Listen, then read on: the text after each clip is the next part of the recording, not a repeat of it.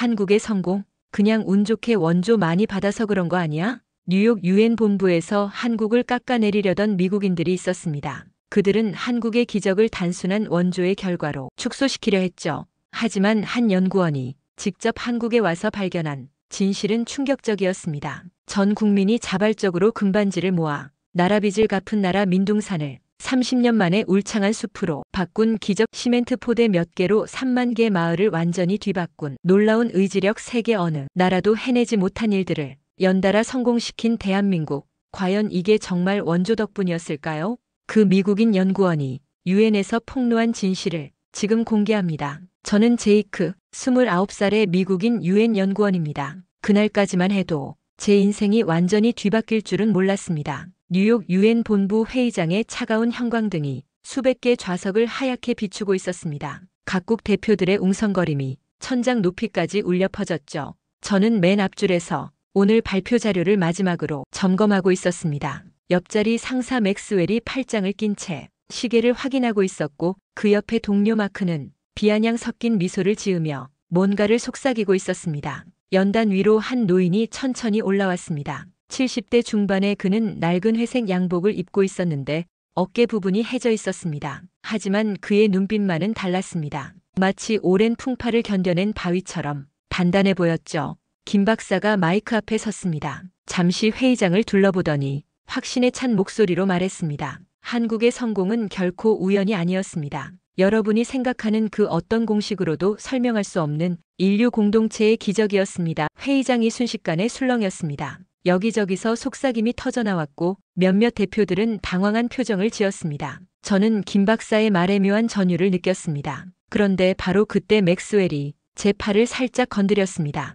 고개를 돌리자 그는 미간을 찌푸리며 작게 고개를 저었습니다. 마크는 더 노골적이었습니다. 코웃음을 치며 작은 소리로 중얼거렸습니다. 또 감상팔이 시작이네. 김 박사는 멈추지 않았습니다. 1953년 한국 전쟁 직후 1인당 국민소득 67달러에서 오늘날 3만 달러가 넘는 기적적 성장을 이야기했습니다. 하지만 그는 단순한 숫자를 나열하지 않았습니다. 맨손으로 민둥산에 나무를 심은 농민들, 시멘트 포대 하나로 마을을 바꾼 주민들, 자신의 금반지까지 나라에 바친 어머니들의 이야기를 했습니다. 제 가슴이 두근거렸습니다. 동시에 어린 시절 기억이 떠올랐습니다. 아프리카 작은 마을에서 봉사했던 부모님과의 시절, 원조 물품들이 부패한 관리들에게 사라지고 정작 도움이 필요한 사람들에게는 닿지 않았던 그 씁쓸한 경험 말입니다. 원조는 결국 실패한다. 그것이 제가 평생 믿어온 진실이었습니다. 그런데 김 박사는 그 믿음에 균열을 내고 있었습니다.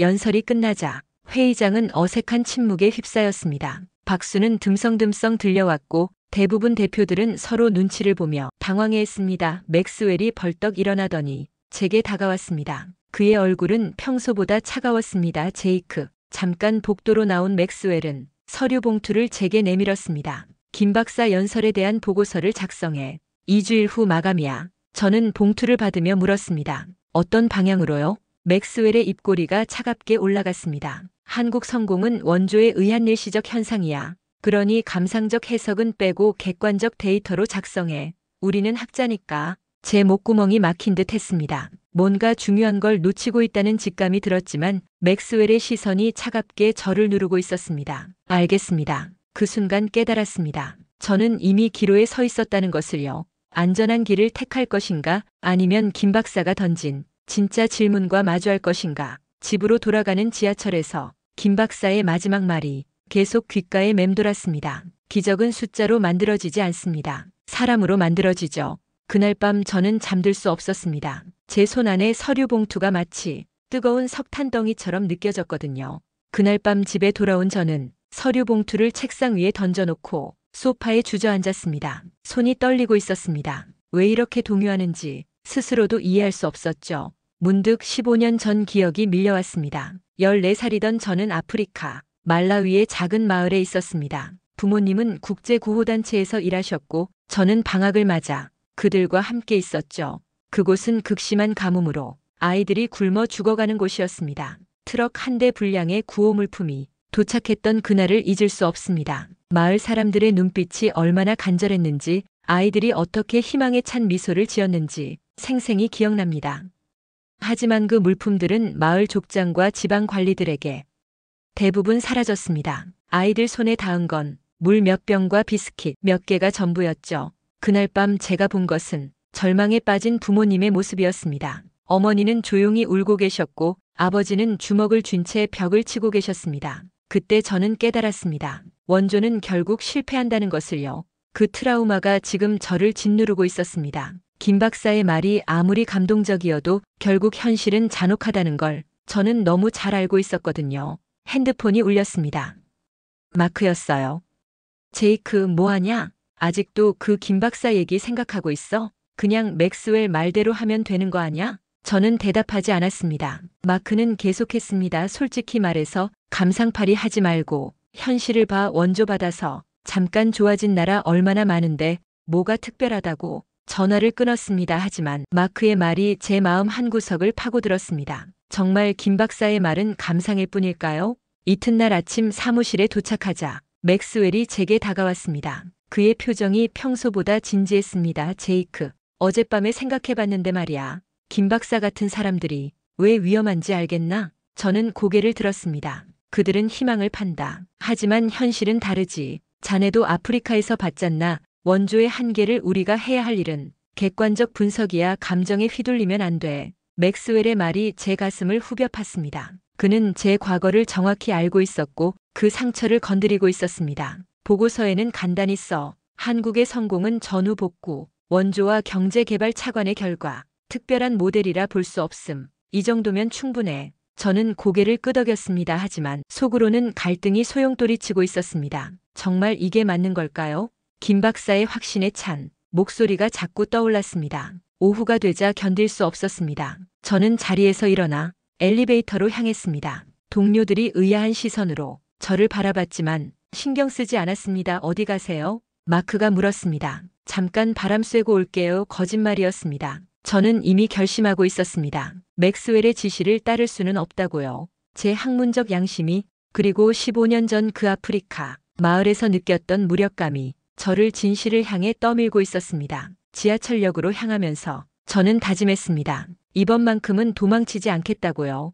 김 박사가 말한 인류 공동체의 기적이 정말 존재하는지 제 눈으로 직접 확인하겠다고요. 핸드폰에서 국립중앙박물관 위치를 검색했습니다. 한국의 진실을 찾기 위한 첫걸음을 내딛는 순간이었습니다. 트라우마와 마주하는 것은 두려웠습니다. 하지만 더 이상 과거에 얽매여 진실을 외면할 수는 없었습니다. 제 손끝이 떨렸지만 마음만은 단단해지고 있었습니다. 사무실로 돌아온 저는 맥스웰에게 말했습니다. 한국으로 직접 가보겠다고요. 미쳤나?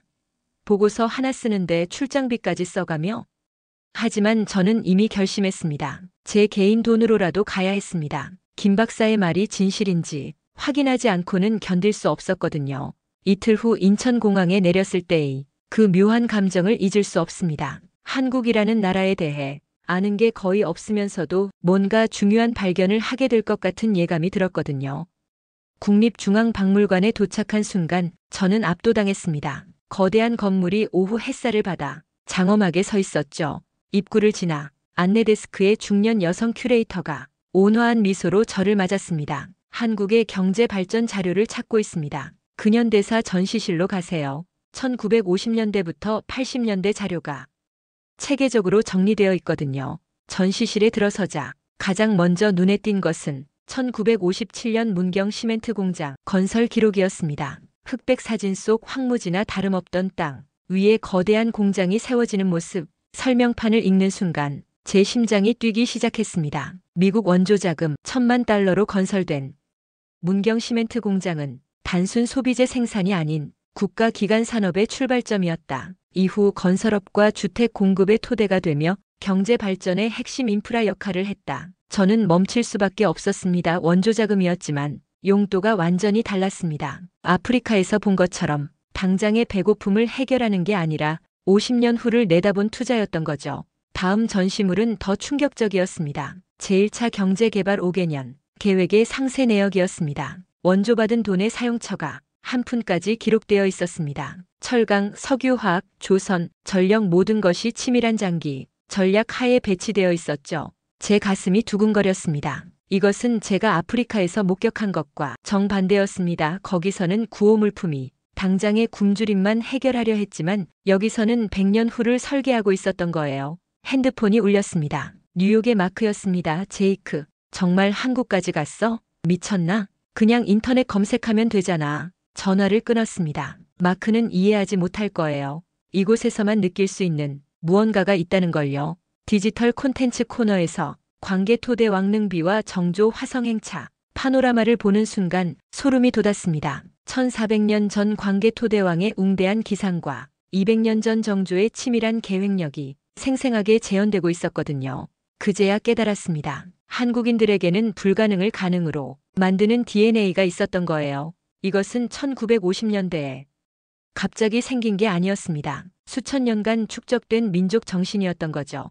포항제철소 건설 과정 자료를 보는 순간 저는 완전히 넋을 잃었습니다. 세계은행이 경제성 없음이라며 거절한 프로젝트를 일본 차관으로 시작해 세계 최고 수준의 제철소로 키워낸 이야기였습니다. 박태준 초대 사장의 말이 가슴을 후벼 팠습니다. 우리에게는 기술도 자본도 없다. 하지만 의지가 있다. 제 눈시울이 뜨거워졌습니다. 이것은 원조의 결과가 아니었습니다. 불가능을 가능으로 바꾸는 의지, 그것이 진짜 원동력이었던 거예요. 전시실을 나오며 제 마음속에 확신이 생겼습니다. 맥스웰과 마크가 완전히 틀렸다는 확신 말입니다. 한국의 성공은 돈 때문이 아니었습니다. 그 돈으로 무엇을 할지 아는 사람들이 있었기 때문이었죠. 하지만 여전히 의문이 남았습니다. 과연 일반 국민들도 이런 비전을 공유했을까요? 다음 목적지는 이미 정해져 있었습니다. 새마을운동 기록 보관소였습니다. 다음 날 아침 저는 산림청 자료실로 향했습니다. 김 박사가 연설에서 언급했던 민둥산의 기적이 정말 존재했는지 확인하고 싶었거든요. 자료실 담당자는 저를 치산 녹화 기록 보관실로 안내했습니다. 먼지가 쌓인 오래된 서류함들이 가득했지만 그 안에는 놀라운 진실이 담겨 있었습니다. 첫 번째로 본 사진에서 저는 숨이 멎었습니다. 1970년 서울 주변 산들의 모습이었는데 완전히 민둥산이었습니다. 나무라고는 찾아볼 수 없는 말 그대로 황무지였죠. 한국 전쟁과 연료 부족으로 모든 나무가 베어진 상태였습니다. 그런데 바로 옆에 놓인 2000년대 위성 사진은 충격 그 자체였습니다. 같은 지역이 울창한 녹색 숲으로 뒤덮여 있었거든요.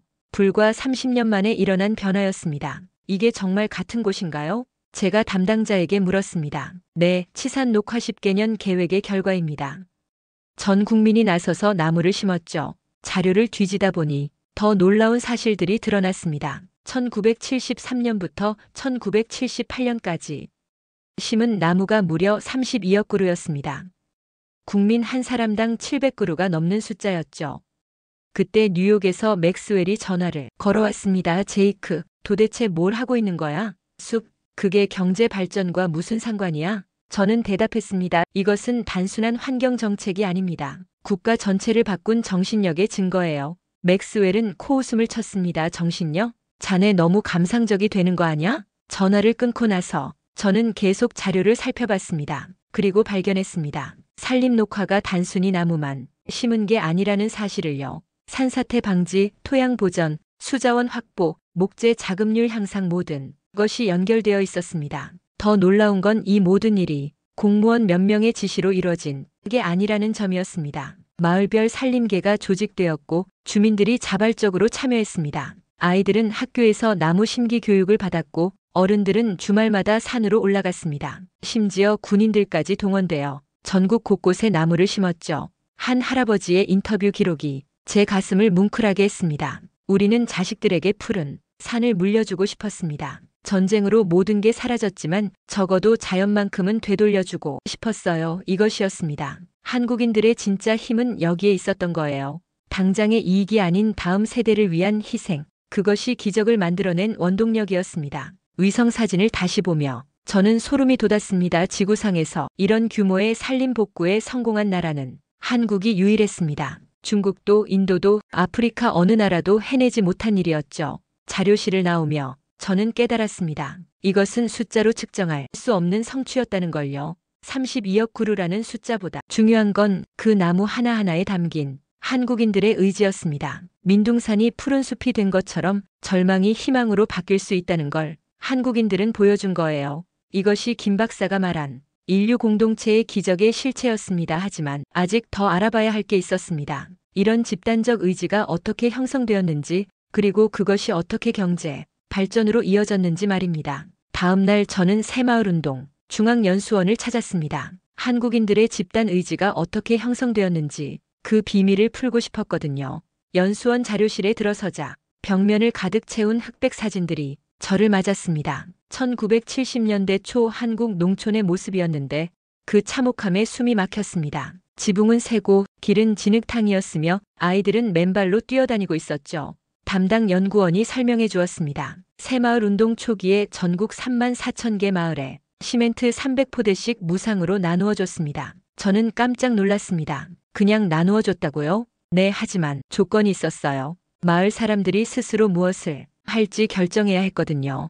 자료를 뒤져보니 놀라운 기록들이 쏟아져 나왔습니다. 어떤 마을은 시멘트로 다리를 놓았고 어떤 마을은 공동 빨래터를 만들었습니다. 또 다른 마을은 마을회관을 지었죠. 중요한 건 정부가 시키지 않았다는 점이었습니다. 전라남도 한 마을의 기록이 특히 인상 깊었습니다. 마을 이장이었던 김씨 할아버지의 회고록이었는데 손글씨로 빼곡히 적혀 있었습니다. 시멘트 포대를 받고 마을 사람들이 모였다. 처음엔 의견이 분분했다. 하지만 며칠 밤을 새워 토론한 끝에 결정했다. 우리 마을에 가장 필요한 건 다리였다. 비만 오면 아이들이 학교에 못 가고 장사하러 나가지도 못했으니까. 저는 계속 읽었습니다. 그 마을 사람들은 시멘트 300포대로 작은 다리 하나를 놓았습니다. 하지만 그 다리가 마을을 완전히 바꿔놓았다고 했습니다. 농산물을 팔러 나갈 수 있게 되었고 아이들은 비가 와도 학교에 갈 수 있게 되었죠. 뉴욕에서 마크가 또 전화를 걸어왔습니다. 제이크, 아직도 그런 걸 보고 있어?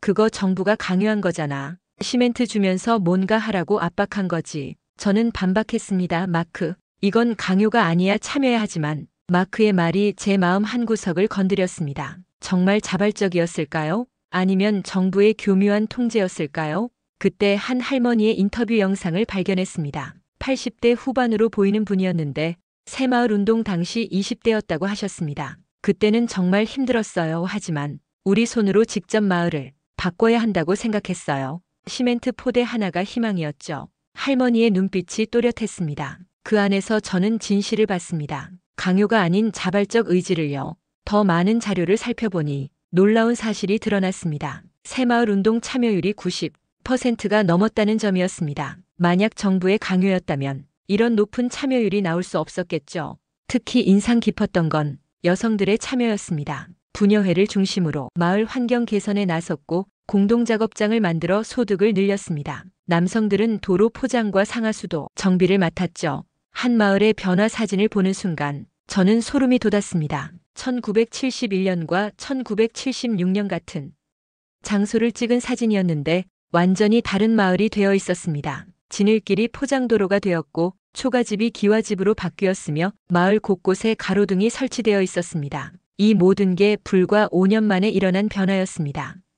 그것도 시멘트 포대 몇 개로 시작해서 말이죠. 저는 깨달았습니다. 새마을 운동의 진짜 성과는 물질적 개선이 아니었다는 거료하면 된다는 자신감을 심어준 것, 그것이 진짜 기적이었습니다. 마을 사람들이 직접 문제를 해결하고 그 과정에서 공동체 의식을 키웠습니다. 이런 경험이 나중에 한국 경제 발전의 원동력이 되었던 거예요. 연수원을 나오며 저는 확신했습니다. 한국의 성공은 돈이나 기술 때문이 아니었다고요.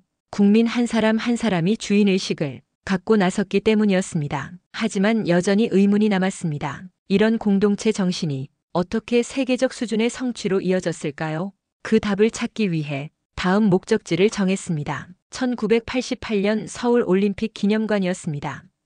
서울올림픽공원에 도착했을 때 저는 묘한 감정에 휩싸였습니다. 1988년 한국 전쟁이 끝난 지 불과 35년 만에 전 세계인의 축제를 개최한 이곳에서 무엇을 발견하게 될까요? 올림픽 기념관 입구에서 가장 먼저 본 것은 거대한 세계 지도였습니다. 160개국에서 8,000명의 선수들이 서울로 몰려왔다는 기록이 적혀 있었죠. 당시로서는 역대 최대 규모였습니다. 전시실로 들어서자 한 장의 사진이 저를 멈춰 세웠습니다. 개막식 장면이었는데 7만 명의 관중이 태극기를 흔드는 모습이었습니다. 그들의 얼굴에는 자부심과 기쁨이 가득했죠. 정말 대단하네요. 제가 혼잣말을 했습니다. 옆에 있던 기념관 해설사가 말했습니다. 당시만 해도 한국을 모르는 외국인들이 많았어요. 하지만 올림픽 이후 완전히 달라졌죠. 자료를 살펴보니 놀라운 사실들이 드러났습니다. 올림픽 준비 과정에서 한국인들은 또 한 번 집단적 의지를 보여줬습니다.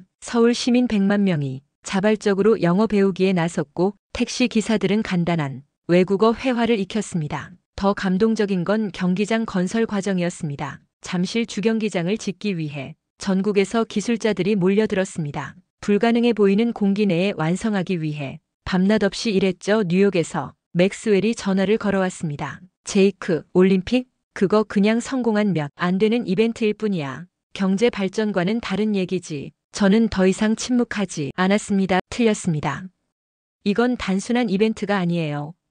맥스웰이 놀란 목소리로 물었습니다. 뭐라고? 새마을 운동에서 길러진 공동체 정신이 국가적 자신감으로 승화된 거예요. 그리고 그것을 전 세계에 증명해 보인 순간이 바로 서울 올림픽입니다. 해설사가 보여준 다음 자료는 더욱 충격적이었습니다. 올림픽 개최 비용 대부분을 한국이 자체 조달했다는 점이었습니다. 외국 차관에 의존하지 않고 국민들의 성금과 기업들의 후원으로 치러낸 거였죠.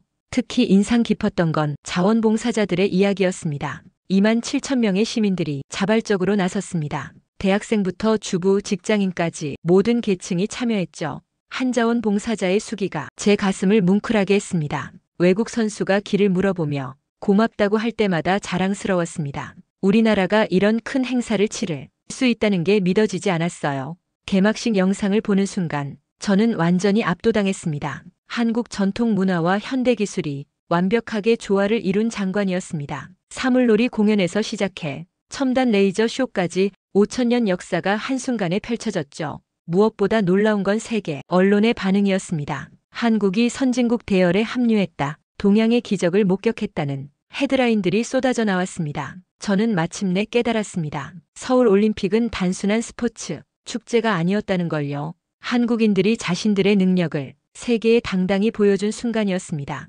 1953년 페어에서 시작해 1988년 세계의 무대 중앙에 선 한국, 이것이 바로 김 박사가 말한 인류 공동체의 기적의 절정이었습니다. 기념관을 나오며 저는 확신에 찼습니다. 한국의 성공은 우연이 아니었다고요. 시멘트 포대에서 시작된 자신감이 올림픽이라는 세계적 성취로 꽃피운 것이었습니다. 한국에서의 마지막 밤, 저는 호텔방에서 진짜 보고서를 작성하기 시작했습니다. 맥스웰이 원하는 왜곡된 보고서가 아닌 제가 직접 목격한 진실을 담은 보고서 말입니다. 키보드를 두드리는 제 손이 떨렸습니다. 이 보고서를 발표하는 순간 제 커리어는 끝날지도 몰랐거든요. 하지만 더 이상 진실을 외면할 수는 없었습니다. 뉴욕으로 돌아온 다음 날 유엔 본부는 긴장감으로 가득했습니다. 제 보고서 발표를 앞두고 각국 대표들이 하나둘 회의장에 모여들고 있었죠. 맥스웰이 제게 다가와 속삭였습니다. 제이크, 준비는 다 됐지? 우리가 합의한 내용대로만 하면 돼.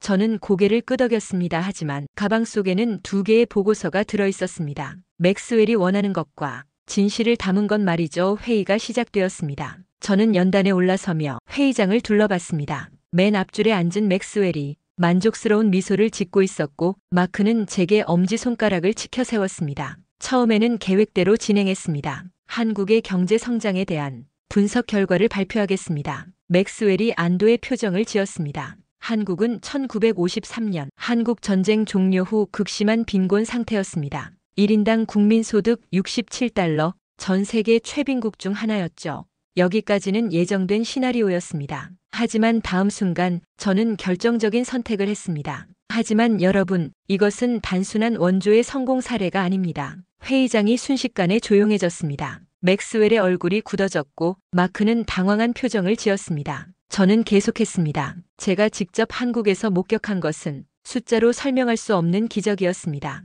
가방에서 진짜 보고서를 꺼냈습니다. 맥스웰이 벌떡 일어나려 했지만 저는 멈추지 않았습니다. 1973년부터 시작된 치산 녹화 사업 민둥산이던 한국 국토의 65%가 울창한 숲으로 변했습니다. 32억 그루의 나무를 국민 스스로 심었습니다. 새마을 운동 3만 4천 개 마을에 나누어준 시멘트 포대로 국민들은 스스로 마을을 변화시켰습니다. 정부가 시킨 게 아니라 주민들이 선택한 것이었습니다. 회의장 곳곳에서 놀라는 소리가 들려왔습니다. 그리고 1988년 서울.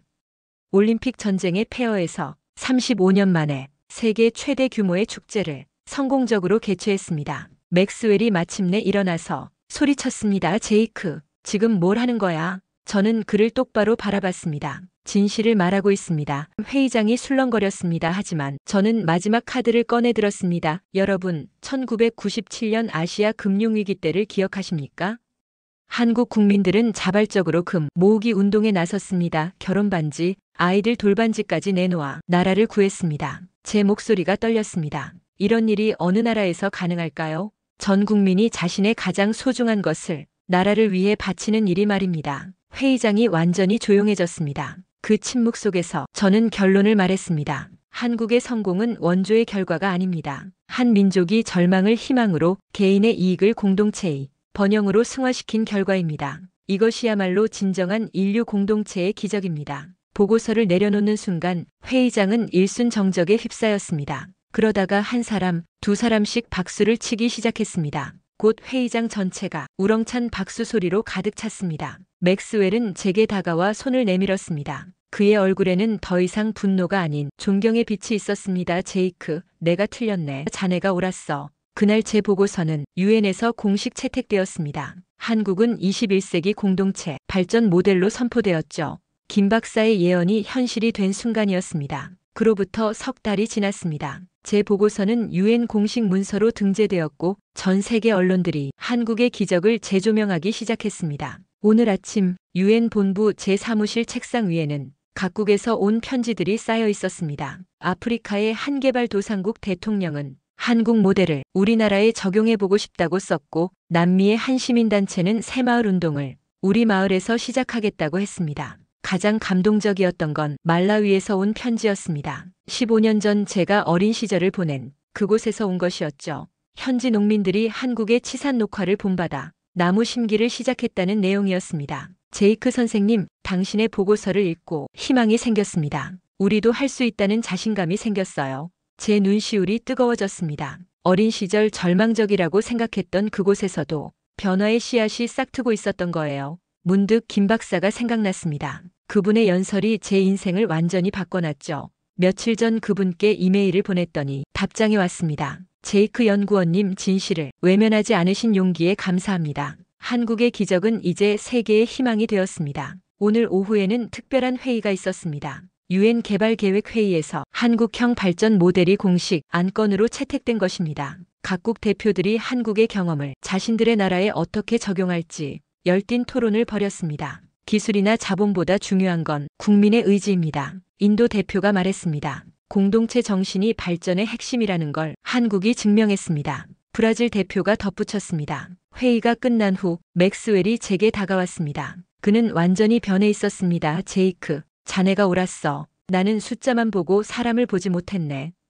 마크도 진지한 표정으로 물었습니다. 제이크, 나도 한국에 가볼 수 있을까? 직접 보고 싶어. 저녁에 집으로 돌아가는 길에 센트럴파크를 걸었습니다. 가을 단풍이 아름다웠지만 제 머릿속에는 한국의 푸른 산들이 떠올랐습니다. 민둥산이 숲으로 변한 그 기적적인 모습 말이죠. 문득 깨달았습니다. 제가 한국에서 본 것은 단순한 경제 발전이 아니었다는 걸요. 그것은 인간의 가능성에 대한 증명이었습니다. 절망적인 상황에서도 포기하지 않고 함께 힘을 모으면 기적을 만들 수 있다는 증명이었죠. 집에 도착해 컴퓨터를 켰습니다. 유튜브에 한국 관련 영상들이 넘쳐났습니다. 새마을 운동, 치산 녹화, 서울 올림픽, 금 모으기 운동. 전 세계 사람들이 한국의 이야기에 감동하고 있었습니다. 김 박사의 예언이 현실이 된 지금 저는 새로운 사명을 갖게 되었습니다. 한국에서 배운 진실을 더 많은 사람들에게 전하는 것이죠. 숫자가 아니라, 사람 개인의 이익이 아니라, 공동체의 번영 절망이 아니라 희망, 그것이 한국이 세상에 보여준 기적의 본질이었습니다. 여러분은 언제 불가능이 가능으로 바뀌는 순간을 경험해 보셨나요? 한국 사람들은 그런 순간들을 스스로 만들어내며 오늘의 기적을 이뤄냈습니다. 공동체의 힘으로 절망을 희망으로 바꾼 그들의 이야기에서 우리 모두가 배울 점이 있지 않을까요? 이 이야기가 여러분의 마음에 작은 희망이라도 심어드렸다면 구독 버튼을 눌러주세요. 그리고 좋아요와 댓글로 여러분의 생각을 나눠주시기 바랍니다. 여러분은 어떤 순간에 한국이 자랑스럽다고 느끼셨나요? 댓글로 들려주세요. 여러분의 이야기가 또 다른 희망의 씨앗이 될 테니까요.